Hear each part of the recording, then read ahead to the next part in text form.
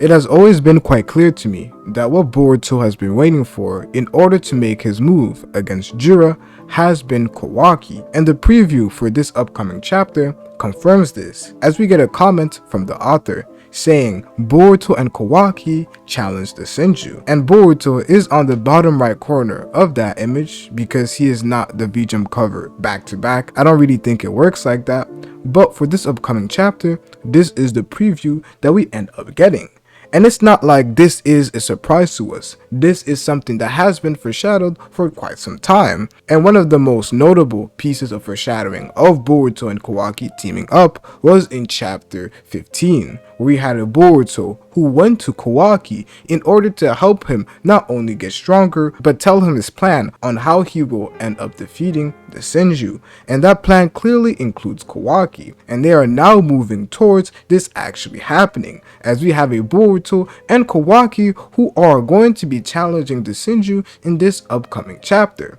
And the first thing that we have to see take place is Kawaki actually getting his limiters removed, as this is one of the big focuses of this upcoming chapter. Obviously, we have everything that is happening in the Land of Wind with Masuri and Ryu, but one big part of the chapter that did occur previously is Kawaki having this conversation with Amado after he gets his limiters removed.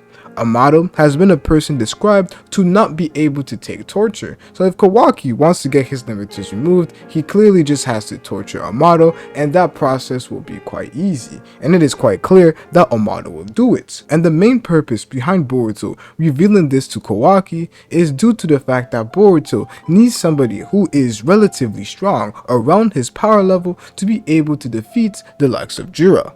When Boruto and Kawaki first had their little fight where Boruto essentially one-shotted Kawaki before fleeing after Kawaki used the karma, he noted that Kawaki's training was inadequate, and thus when he came to meet Kawaki again, he exposed to Kawaki why that was the case. If Kawaki had gone down this ninja path of training, even if he had those limiters placed on him, he would have still been able to grow in strength. This is why Boruto tells us that if Naruto was not sealed, he would have grown a lot stronger, as Naruto would have taught him throughout the time skip. Also explaining why Boruto asked Kawaki if he had even trained. But this option is already not going to happen. Due to everything that is happening, Naruto is sealed and Kawaki has those limiters placed upon him. So now the next step is for him to get those limiters removed, which is where he will be a character strong enough to end up fighting alongside Boruto to defeat the Senju and most importantly to defeat Jura. And this idea wasn't just foreshadowed to us in chapter 15. Ever since we got the flashback of Kashin Koji, where we ended up figuring out that Kashin Koji had the 10 directions, the prescience, that allowed him to see future outcomes. Boruto then ended up teaming up with Kashin Koji, but still vowed that he would not end up killing Kawaki, but working with Kawaki to defeat these various threats. This is not surprising for Naruto's son, as this is something that Naruto has been teaching his children to go down, and has been one of the core themes of Naruto. And since we have already seen this explored in Naruto, it is quite clear that with Boruto, his son, it would be a similar path that he goes on, being a shinobi and teaming up with others while not taking everything by yourself, as clearly Boruto can't do everything alone and thus has to rely on other people to share the burden alongside him. And a worthy candidate of that is Kawaki. And Kawaki getting his limiters removed is a big deal. He will be as strong as Ishiki, bare minimum. There's various arguments of him being stronger, and clearly those make a lot of sense. Kawaki is a perfect vessel. Jigen, who Ishiki ended up being revived in, was not a perfect vessel, leading to Ishiki's time on the planet to be quite limited after he resurrected, but that clearly isn't the case with Kawaki, due to him being perfect. But although he should be at least Ishiki level, it is quite clear based on the narrative right now that it will still not be enough for him to be able to take care of the likes of Jura by himself. So there are two paths that it could end up going regarding Kawaki's character and the way that Kawaki typically moves. Kawaki will either approach Jura by himself after getting his limiters removed to end up testing out his powers, to end up seeing if he even needs to work with Boruto to defeat the likes of Jura, because after this crazy power, we know what ends up happening with the likes of Kara members like Code. Code gets his limiters removed, he thinks that he is on top of the world and nobody could end up defeating him. Then after a little while later, he ends up fighting Damien, and he ends up learning that there is levels to this. Kawaki could go down a similar path where he gets maybe a little too cocky and then decides that I don't need to work with Boruto and goes to try out his strength on the likes of Jura, where he is promptly defeated but not killed due to the fact that we've heard from Jura that he doesn't want to kill the likes of Kawaki and he will be the fodder to end up creating a chakra fruit, but the one he wants to kill is Boruto. So if Kawaki ends up fighting the likes of Jura, I doubt that he will end up dying, and I doubt that Jura will actually try to kill him. But what I do know for sure is that if Kawaki attempts to fight the likes of Jura, I don't believe that it will be enough for him to be able to defeat the likes of Jura. Thus, he will promptly be defeated. And that makes the most sense. If Kawaki was the solution to all this problem, if being an Ishiki level threat was the solution to all this problem, Kashinkoji would simply go to Kawaki instead of going to Boruto. But I don't believe it is as simple as that. So it is either Kawaki learns through this method of getting defeated once again, or Kawaki, after getting his limiters removed, since he has already fought the likes of Jura, can still recognize that he is not strong enough to defeat him. And thus he continues to go down that path that has been heavily foreshadowed for Boruto and Kawaki to work one more time to deal with their common enemy, the Senju and Jura, and after that deal with their personal conflicts. And that's truly what I believe will happen. Either path does make a lot of sense, but I do believe that Kawaki, after getting his limiters removed, since he has already fought the likes of Jura, will personally know that he is not strong enough to defeat him by himself. And that's when the team up between Boruto and Kawaki will make the most sense. However, it is quite clear that this is a path that Boruto has chosen by himself, as Kashinkoji really never seemed to be quite keen on the idea of Boruto and Kawaki working together.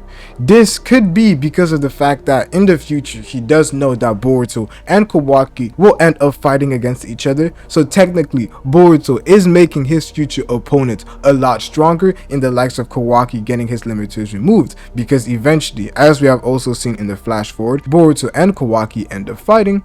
But I don't believe this is the only reason, and I believe that one of the reasons why Kashinkoji is not quite keen on Boruto working with Kawaki is also due to the fact that for Kawaki to get his limiters removed, he will get the full story from Amado, and most likely strike up some sort of a deal with the likes of Amado to end up getting those limiters removed. Through this process, whatever sort of manipulation Amado ends up using to convince Kawaki to end up using the karma to revive his daughter will eventually lead to a new villain popping up. This could be a future that Kashinkoji saw, and with the fact that the worst future is a concept that is being explored currently, that future could involve multiple different threats occurring simultaneously. We have the threat of the Senju, we have the threat of Kawaki versus Boruto eventually taking place, and we also have the threat of Amado reviving his daughter. We don't know exactly what are her origins and what she wants to accomplish.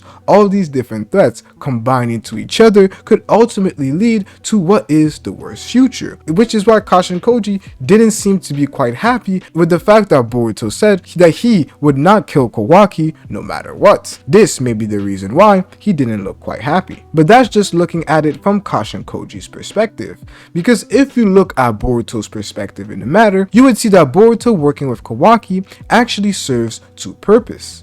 The first thing is that they have to defeat Jura no matter what, but the second purpose of them teaming up together is to plan his eventual death. At first, I personally didn't understand how Boruto and Kawaki would end up working together, with the fact that whenever Kawaki ends up using the karma, Boruto's karma also resonates. We've seen this happen before in the manga, where they ended up fighting, Kawaki ends up using his karma, Boruto's karma starts starts resonating and Boruto has to flee, with the toad on Boruto's shoulder literally telling Boruto to run away because he can't control himself. And this was quite understandable. Boruto doesn't use the karma at all, and we have seen this throughout the times, so this did make a lot of sense. But if you couple on the fact that Boruto did say that whenever he uses the karma, he feels like he is dying, this makes even more sense. As in the past, Boruto was quite aware that he could end up losing control when using the karma, but he knew that it would only occur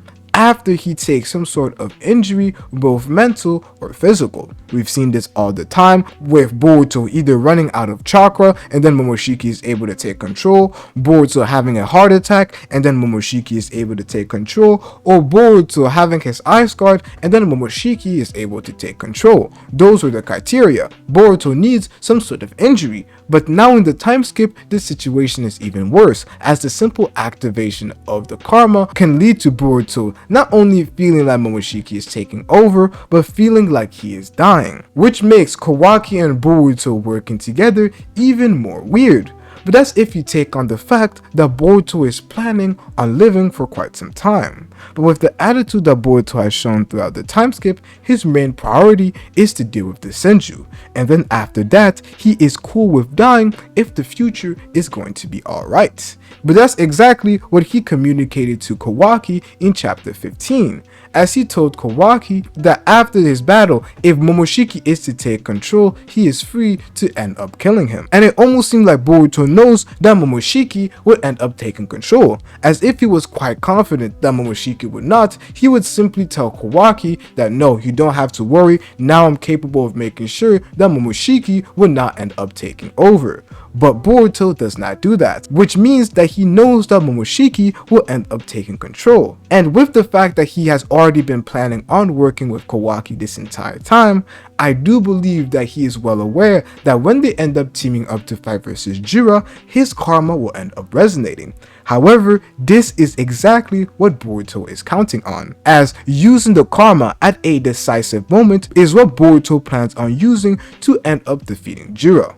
Boruto has already been essentially the strongest character in the series at the moment, minus characters like Damien and Jura. Now imagine that karma boost, and this is just regular karma boost, but if you couple on the fact of version 2 karma, this is something that is going to be quite crazy to see, a crazy boost in Boruto's power after using the karma.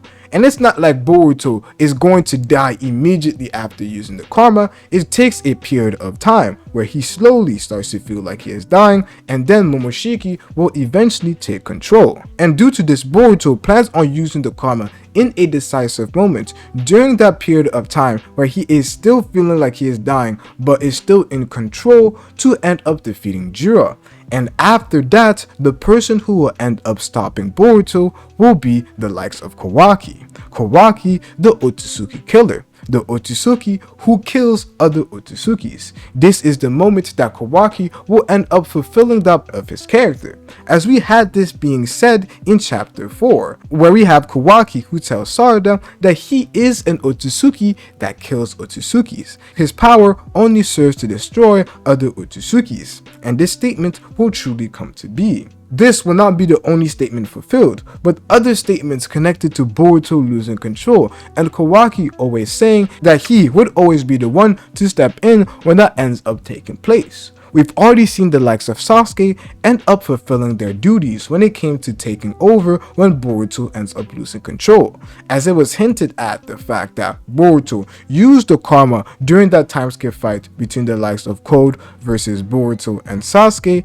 and Boruto ended up using the karma, leading to feeling like he was going to die, and ever since, Boruto has not used the karma. Sasuke had hinted in chapter 69 that if something was to happen, he would want to be the guy to deal with it. And with the fact that Sasuke was the one who allowed Boruto to end up living and send his dying wishes to his daughter Sarada, it makes a lot of sense. And Sasuke's conclusion to the series, if this is the last time we end up seeing him, will actually be quite perfect.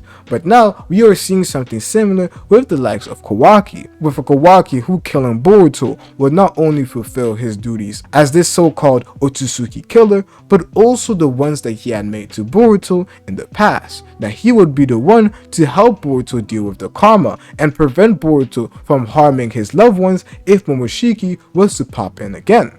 And Boruto is comfortable with this idea. He has always stated that dying is definitely an option, but only after the Senjus are dealt with. Only after the future of this planet starts looking bright again. And after the Senju are dealt with, this may very well be the case, ultimately leading towards Boruto's death after he ends up tapping into Momoshiki's powers. However, clearly we don't see this being the case in the timeskip, which means that there are a number of events that end up taking place that stop Boruto from actually ending up killing himself. This could be due to various reasons. New events that end up occurring leading to a future that is a lot worse. Thus Boruto deems it necessary for him to survive, or maybe Boruto gets implanted onto himself some sort of new power, like the likes of the Jogan, as Boruto deciding not to die and strengthening his resolve as a shinobi is directly connected to his Jogan. In that scene between the likes of Boruto and Kawaki, the one thing that Kawaki was so surprised to see Boruto do was to use the Jogan. And that is quite interesting, because what would be more surprising for us would be for Boruto to use the karma, because Boruto has never used the karma before. This means that Kawaki is quite comfortable with Boruto using the karma. He is not shocked at that. This basically strengthens the theory that we have been talking about throughout the entire video of Boruto using the karma to defeat the likes of Jura. But what we have to pay attention to is the fact that Kawaki is surprised that Boruto ends up using the Jogan, which means that this is the first time that Kawaki has seen Boruto use the Jogan. And if Boruto is not dead due to the fact that Momoshiki has taken over and Kawaki has killed him, it means that he has dealt with the likes of Momoshiki, making it even clearer that he ends up using the karma to fight Kawaki. So Boruto will end up coming back in my opinion, but it would be through his mastery of the Jogan. And now he will end up battling that new fate of his that ends up dealing with the likes that he is the protector of this ninja world against all the calamities that will come forward using this new weapon as the Jogan. May this include a comeback of the likes of Tonori, we will have to end up seeing, but watch this video right here to end up finding out how the Jogan will allow Boruto to battle fate itself.